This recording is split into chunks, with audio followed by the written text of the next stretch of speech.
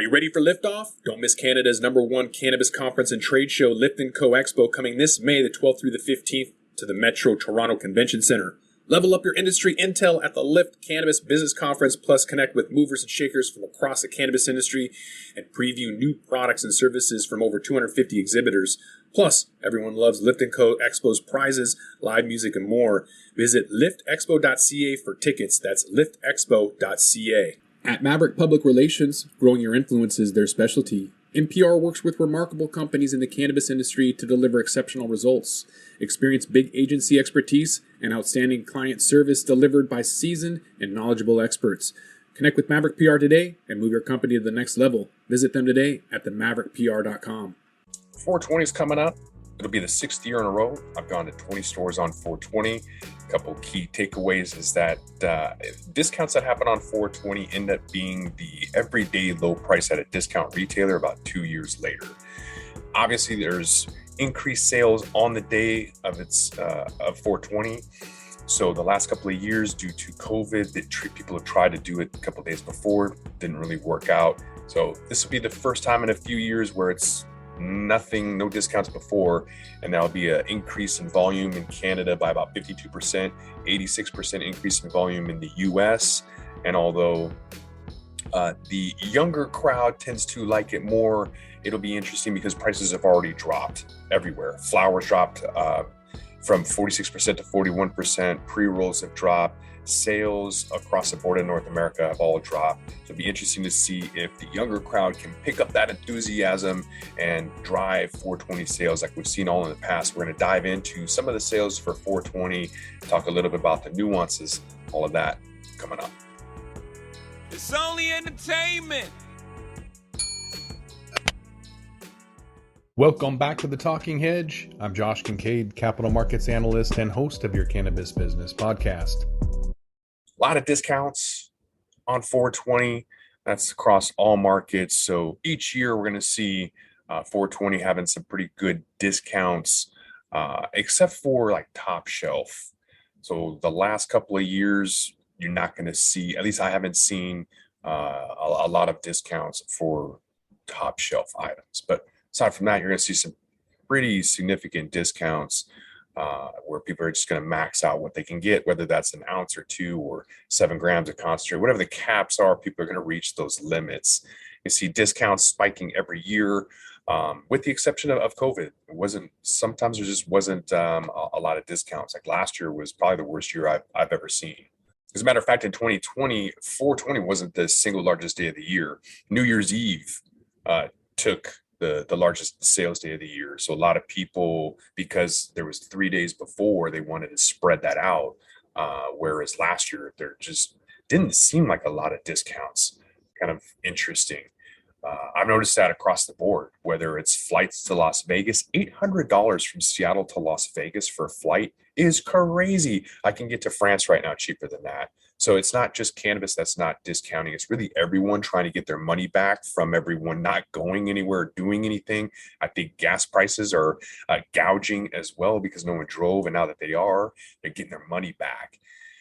Everyone's doing that. Wholesale prices in cannabis are going up, even though sales are going down across every segment, across everywhere in North America, every market. So people are wanting to get their money back, even though sales are decreasing. So interesting dichotomy there.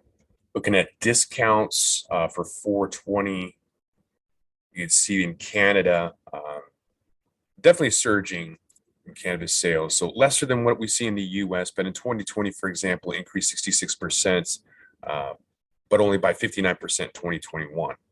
So discounts, on the other hand, they've risen a lot more significantly in the last couple of years, more competitive, but relative increase is probably due to the fact that their average discounts in Canada are much lower than in the US. So for example, a 213% relative increase in 2021 was caused by a rise from 2.1% to 6.4%. So small little percentage increase, but proportion wise, maybe not that large. Looking at individual product categories, experiencing some different levels of sales growth. So on this graph, relative sales increase in 2020 and 2021 across all cannabis product categories in the US. There's beverages on the left side of the graph. consistent with the winning on 420, people wanting, more expensive stuff discounted. So that makes sense. Similar to Black Friday, all the big ticket items like TVs and stuff, people are going to want to see discounted. But like I mentioned before, a lot of the top shelf items are not heavily discounted.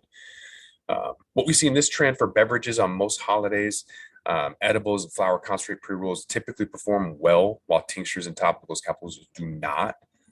Just those are for wellness, and 420 is more for recreation, more celebration, kind of like a New Year's Eve. So vape pens, what are the lower growth categories on 420? They tend to be a higher cost, so you would assume that consumers would take advantage of getting a good deal. I know I do. People are buying more on 420, that's for sure. Like I said, they're going to cap out what they can buy, so they're going to max out on the flour and max out on their concentrate, everything, and just buy as much as they can and just bulk up. So we're kind of showing that the sales lift is caused by an increase in total transaction volume. So just more people going in and buying more stuff. So as I've mentioned in other podcasts, there's been a decrease across every market, every product category. So when we look at year-over-year sales growth, I would expect to see that decrease here. What we can see is the category market share from March 2021 compared to February of 2022. In just 11 months, there's been some significant shifts. So most notably, flower market share dropped from 46 to 41%. Pre-rolls increased 25%, vape pens increased 14%, and edibles increased 12%. And in California, 42% is about the average for flower. That's what I would expect is 60-40. 40% for flower, 60% for everything else. Pre-rolls are cheap right now. Inflation is putting a lot of pressure on people. They're going to go for cheap stuff and convenience. Price and convenience. It's how people choose everyday items. Pre-rolls are popular in places that are established and open, whereas conservative markets like their vape pens. So Arizona is going to want vape. Northwest is going to want their pre-rolls. So looking at the rate of change for flower and pre-roll market share in the U.S. over the last year, you can see that flower is decreasing steadily. Pre-rolls, on the other hand, a little bit more volatile, but rising quickly through most of last year. And I think we'll see pre-rolls increasing as markets open up and normalization happens. It's just a convenient, quick way where you don't have to have an apparatus like a pipe or, looking like a crackhead. Soccer moms are going to want to go for pre-rolls and vape pens. When trying to analyze consumer demand, it's a little bit hard. There's been shifts in consumer demand, what they want. With COVID, it was about not combusting at first. So edibles, you saw a massive increase in the very beginning of 2020. Looking at category sales share, it's not the only factor you want to consider if you're trying to look at what that supply and demand might look like. But basket penetration, or the portion of the baskets that a type of product occurs in. Also looking at what people want to buy. So pre-roll market share is only 13% for the month. They're in 1 out of every 3 baskets. So 30% of all transactions, increasing significantly. Vape pens saw more dramatic increase though they're rising 1/5. So they're going to be in 22% of all baskets. So again, that's about convenience. Can you use that wherever you want? You don't have to smell it. So definitely increasing more. We should probably see more of that on 420. Looking at who's buying it, consumer age groups by gender and age. So you can see female consumers had a lot stronger response to 420 last year, increasing by 140% compared to the previous month. Younger consumers also a lot more excited about it. They're 21, and so every day someone of Gen Z is getting closer to that legal age limit, and so increasing the portion of sales for that particular age group. Sales to Gen Z came pretty close to tripling on 420 last year, while sales to Gen X and baby boomers didn't even double. So it makes sense that the continued caution of COVID may influence that trend. But then again, the younger generations is coming of age is going to skew that percentage.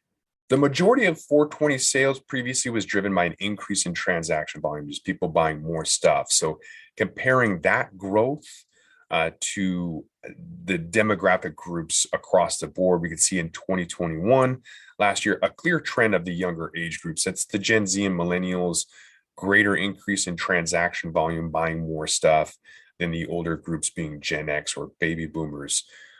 So with each age group, female consumers slightly more transactions, buying more stuff. Maybe the guys are out there just buying more often, and then women kind of using 420 as an opportunity to buy stuff that they normally wouldn't, or discounts or trials or whatever. Not really sure, but we're seeing that females led the way with 150% more transactions than the average previous 4 weeks.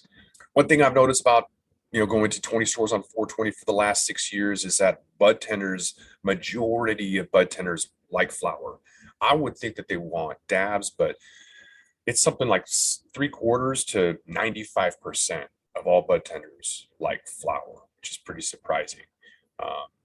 So that's something that I've noticed is that flower is still dominant, even though 60% is other things. People trying stuff, it's still the flowers the go-to. So I think what we'll see is a lot of people going out this year, whereas the last 2 years they didn't. You're going to see a lot more consumption parties. Maybe not so much sharing of joints. Maybe that's still a little bit. Going out. There's no more mask mandates around, but I'd say between 40 and 60% are still masking. A couple folks I see around here double masking still. So people are still worried about it. I wouldn't anticipate the sharing of joints, but I do think a lot of people are going to be out, especially outdoor stuff like golf tournaments are going to be huge this 420. A lot of people are going to be out and about, consuming and having fun and wanting to go and do things and be a part of the community. So between Seattle and Portland, there are no more events anymore. We don't really have expos or conferences or anything. The market's been around for so long, people don't care. And a lot of those are moving into California or other markets. So the Cannabis Science Conference was in Portland, no longer. So we literally don't even have Hemp Fest anymore. COVID killed everything. And so Vancouver, BC doesn't even have a lot of events. So I was going to go up to Canada.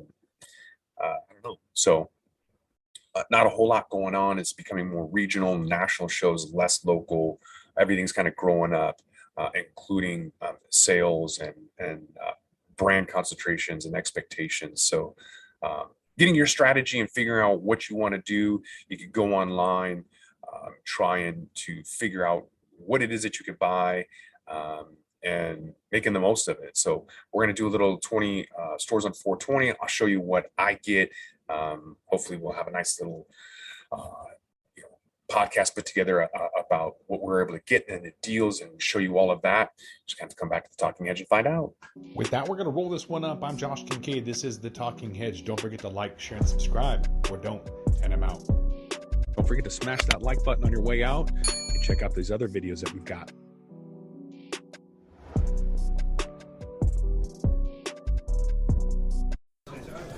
I'm Larry Michigan. I'd like to invite you to join Jim, Marty, and me on our weekly podcast, The Deadhead Cannabis Show. Each week we explore the latest cannabis and jam band news and reminisce with other cannabis industry deadheads and jam band aficionados about the great musical acts that we've seen and heard. Check out a new episode every Monday at mjbulls.com or wherever you listen to podcasts.